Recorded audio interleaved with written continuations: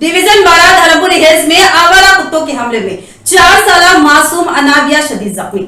Town सदर मजलिस शकील अहमद फाजिल की क़ियादत में जिला मजलिस की बरवक्त नुमाइंदगी आला हुक्काम मुतहर्रिक।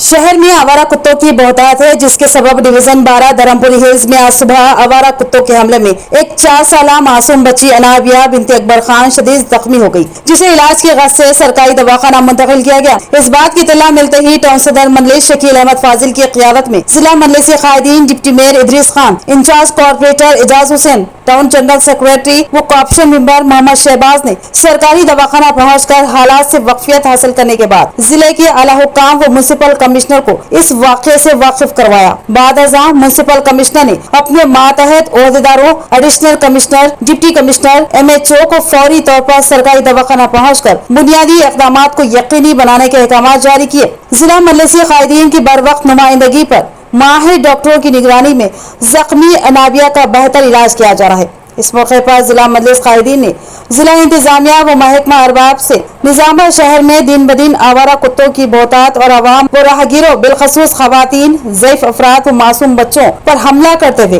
उन्हें शदीद जख्मी कर रहे हैं। इसके इत्तला के बावजूद भी महकमा बल्दिया की जानिब से कोई ठोस इक़दाम न किए जाने पर अपना शदीद एतराज जताया और इस खुसूस में फौरी तौर पर ठोस इक़दाम करने का भी मुतालबा किया। वाज़ेह है कि आवारा कुत्तों के हमले में शदीद जख्मी मासूम अनाबिया के बेहतर इलाज व दीगर जरूरियात के लिए मजलिसी कॉर्पोरेटर डिवीजन 12 इरशाद अली समीर की जानिब से माली इमदाद भी की गई। इस मौके पर वफाद में दीगर मजलिसी कॉर्पोरेटर्स व कायदीन मीर समीर अली, इरशाद, अब्दुल अली बागवान, खलील अहमद, अजीज खान राही के अलावा दीगर शामिल थे। आज डिवीजन नंबर 12 में इत्तेफाकी आदेश के तौर पर उसके एक बच्ची जिसका नाम अनाबिया है उसको काटने की वजह से मकामी लोगों ने एरिया कारपोरेटर को और मजलिस के जिम्मेदारों को फ़ोन किया।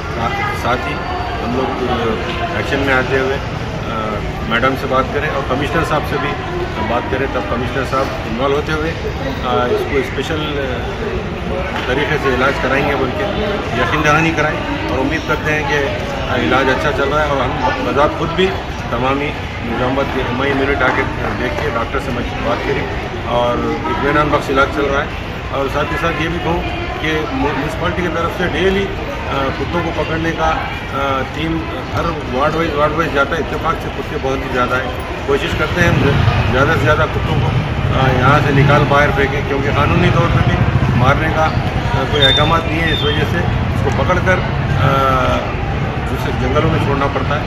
साथ ही साथ कारपोरेटर साहब भी माली इमदाद किए, जिसको सराहना भी ज़रूरी है। और हम उम्मीद करते हैं कि बच्ची का जल्द से जल्द अच्छे तरीके से इलाज होगा और जल्द सेहतियाबी होगी। इससे पहले भी ऐसा ही हुआ था। हम तमामी कमिश्नर साहब से बात करते हुए जो बच्चा कुत्ता काटा था उसका इलाज बहुत ही अच्छे तरीके से किए। आज वो बच्चा ठीक है इंशाल्लाह। फिर भी हम डिवीज़न नंबर 12 में स्पेशल 2-3 टीमों को घुमाते हुए कुत्तों को पकड़ने की पकड़ कर जंगल में ले आके छोड़ने की कोशिश करेंगे। और साथ ही साथ वहाँ पर एक जो अपने स्लॉटर हाउस है कम मिला, उसकी वजह से भी वो एरिया में कुत्ते ज़्यादा पाए जाते हैं। बहरहाल हम आज फिर से स्पेशल टीम लगाएंगे कुत्तों को पकड़ने का और जल्द से जल्द तमाम एरिया के कुत्तों को बाहर फेंका जाएगा। मुस्लिम दानिशवरान के साथ टैलेंट मूवमेंट का एक अहम इजलास क्लासिक फंक्शन हॉल में मुनाकिद हुआ। इस इजलास में जिम्मेदारान ने वोट की अहमियत को उजागर किया। कहा कि मुल्क में मुनाफरत के खात्मे और फिस्ताई ताकतों को रोकने के लिए वोट का इस्तेमाल लाजमी है।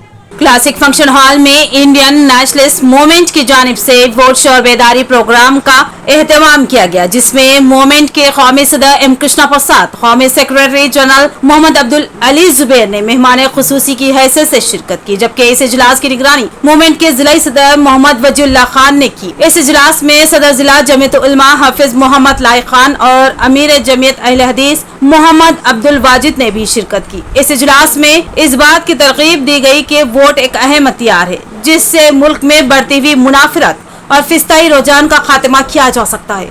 मुल्क में अमन, भाईचारे और एकजुहती को परवान चढ़ाने के लिए सेकुलर ताकतों को मजबूत बनाना लाजमी है और ऐसे में वोट का इस्तेमाल बहुत ही लाजमी है। लिहाजा हर दानिशवर शख्स इस बात पर तवज्जो मरकूज करे कि वो अपना वोट दे। और हम किसी एक कंटेस्टेंट के तायद में यहाँ बात नहीं कर रहे। हम जरूर एक कंटेस्टेंट के खिलाफ बात कर रहे हैं, बीजेपी के खिलाफ बात कर रहे हैं, और बीजेपी के खिलाफ बात करते समय किसी एक को साथ लेना मुनासिब नहीं समझे, इसीलिए उनको अवॉइड कर रहे हैं।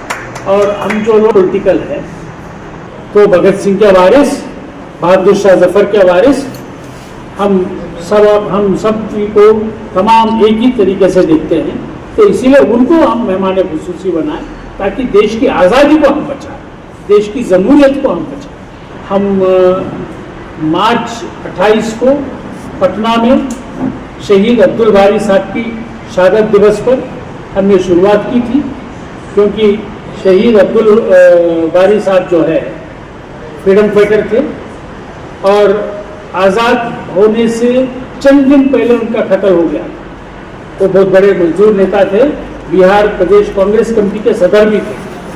तो उनकी शहादत दिवस पे हमने प्रोग्राम किया, हमने ऐलान किया कि जमहूरियत को बचाओ और ये फिरकावारी ताकतों को हटाओ। उसके बाद हमने दिल्ली में प्रोग्राम किया, all India freedom fighters family members welfare association की, जो पंजाब से, हरियाणा से, बिहार से, आंध्र प्रदेश से लोग वहाँ पे जमा हुए हैं, राजस्थान से।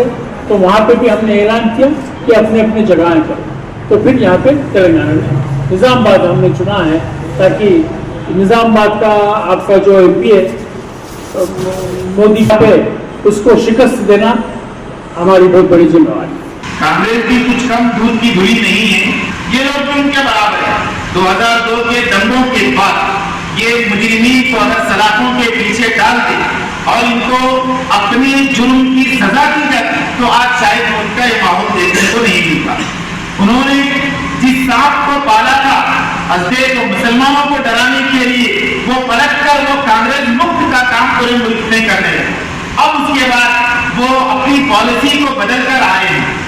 अब बदलकर अब ये पुख्ता सेकुलरिज्म के लिए अब यहाँ तक आए। मैं अपनी बात नहीं कह रहा हूँ, दिल्ली में हजारों के मजमे में मौलाना अरशद मदनी साहब ने कहा था कि कांग्रेस अपनी लचकदार पॉलिसी की वजह से ये नुकसान उठाए। अगर कहीं मुसलमान को नुकसान होता तो नजरअंदाज कर देते।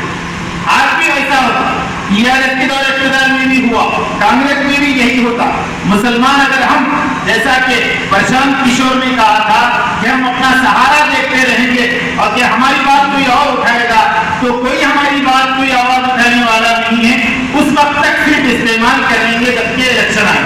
आने वाले लोकसभा इंतखाबात में BJP, RSS, फांसीवादी ताकतों को हराने के लिए ये जो सरकार मुल्क के हालात तो किस तरीके से जो है तो ना ये मोड़ पे लेके आती है, अगर इनको तीसरी मरतबा मौका मिला तो आगे जाके हालात और संगीन हो जाएंगे। तो इस तरफ से हमारी एक पीढ़ी PLTF के नाम पे सुंदरया विज्ञान केंद्र हैदराबाद में रमजान से पहले की अरसे से चला आ रहा है हिंदुस्तान के अंदर जुल्म व ज़्यादती का। जैसा कि हाफिज ज़हीर खान साहब ने कहा कि अगर 2002 के फसादात के बाद इन दोनों को सलाखों के पीछे भेज दिया जाता तो आज मुल्क की हालात ये नहीं होती। तो इसी तरीके से अगर वो लोगों ने एक नारा दिया था, हिंदुस्तान को ये बताया था कि हम गुजरात मॉडल पूरे हिंदुस्तान के अंदर लागू करेंगे, तो उन्होंने अपने वादे को पूरा किया। गुजरात मॉडल क्या था? गुजरात मॉडल वो था जो गुजरात के अंदर दंगे हुए थे, दंगे कर वहां पर हुकूमत हथियाई गई। उसी तरीके से आज पूरे मुल्क के अंदर वो मॉडल को लागू कर जगह जगह दंगे कराए गए और नफरतों का बाजार गर्म किया गया। इंडियन नेशनलिस्ट मूवमेंट की जानिब से शौर बेदारी प्रोग्राम मुखारिरीन ने वोट की अहमियत को उजागर किया और वोट के 100% तनासुब को यकीनी बनाने की तरगीब दी। निजामाबाद के अहम जिम्मेदारान भी इजलास में शरीक थे। इंडियन नेशनलिस्ट मूवमेंट के कौमी सदर कृष्णा प्रसाद की सदारत में एक वोट शौर बेदारी इजलास का मुनरकापू संगम कपिला होटल में इनकाद अमल में आया। इस इजलास में कौमी सेक्रेटरी जनरल अब्दुल अली जुबैर, सरदार बख्तावर सिंह पंजाब, काशिफ यूनुस एडवोकेट सदर रियासत Bihar, justice Chandra Kumar chairman TSDF और विनायक रेड्डी कन्वीनर TSDF ने मेहमान खुसूसी की हैसियत से शिरकत की और दीगर मेहमानों में अब्दुल वाजिद अमीर जिला जमीयत अहले हदीस, वजीउल्लाह खान नाजिब जिला जमीयत अहले हदीस और मिर्जा यूनुस जिला सदर सज्जदा नशीन काउंसिल के अलावा दीगर शामिल थे। इस मौके पर मुखारिरीन ने वोट की अहमियत पर रोशनी डाली और आवाम से अपील की कि अपने एक एक वोट का इस्तेमाल करें और सेकुलर ताकतों की तायद व हिमायत करें। मुल्क में बढ़ती हुई मुनाफिरत और तकसीम पसंद ताकतों की सरकूबी को यकीनी बनाए, खुद भी वोट डालें और अपने अतराफ के लोगों को भी पोलिंग बूथ तक पहुँचाए और ज्यादा से ज्यादा पोलिंग के तनासुब को बढ़ाए। आज